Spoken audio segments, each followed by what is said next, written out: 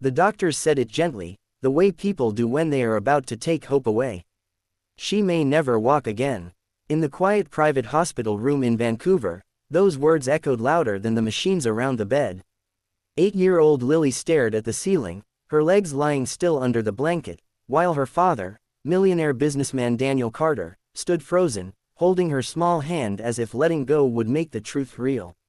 Money had built Daniel everything in life, companies, homes, respect, but it could not buy movement back into his daughter's legs. That night, as rain painted the windows with long silver lines, Daniel felt something unfamiliar: helplessness. Weeks turned into months. The best specialists from Canada and the US tried everything.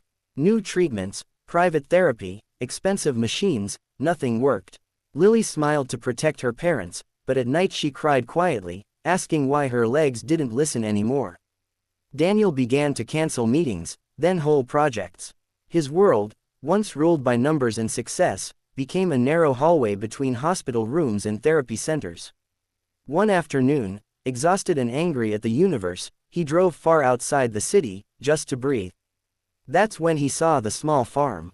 It was nothing special, just a few acres of land, a leaning barn, and an old man guiding a horse through the soil. Daniel stopped without knowing why.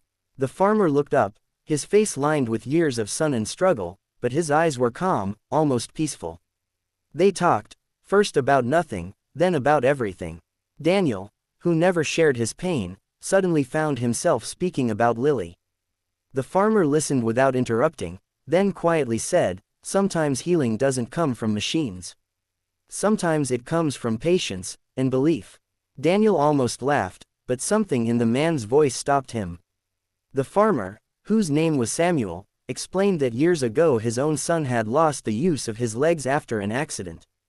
With no money for doctors, Samuel had tried simple movements, slow exercises, whispered encouragement, day after day, for years.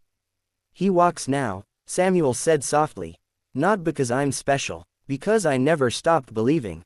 Desperate people do desperate things." A week later, Daniel brought Lily to the farm. The nurses thought he was crazy. His friends warned him, but Lily's eyes lit up when she saw the open fields and animals. For the first time in months, she laughed. Samuel knelt in front of her wheelchair, looked into her eyes, and whispered, "Let me try."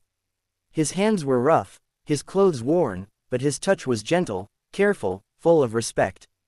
Every day, Samuel worked with Lily. No miracles, no sudden movement. Just slow, painful effort.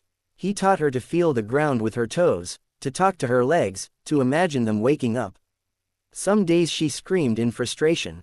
Some days she wanted to quit. Daniel watched from the porch, his heart breaking and healing at the same time. For the first time, he understood what real work looked like, not contracts and money, but patience and love. One cold morning, weeks later, Lily's foot moved. Just a little. Daniel dropped his coffee, his hands shaking.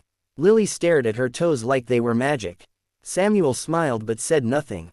The days continued. Inches became steps. Steps became shaky walks between two old wooden posts.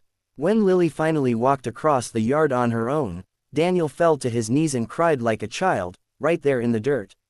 News spread fast. Reporters came. Doctors were confused. They called it unexpected recovery. Daniel called it faith. He offered Samuel money, land, anything. The farmer refused. "Just help someone else when you can," he said. Months later, Lily walked onto her school stage in Vancouver, holding her father's hand, strong and smiling. Daniel started a foundation for children who couldn't afford therapy, building centers across rural Canada. And every year, they visited the small farm. Because sometimes, the miracle isn't in what money can buy. Sometimes it's in the hands of someone the world forgot to notice, whispering hope when everyone else gave up.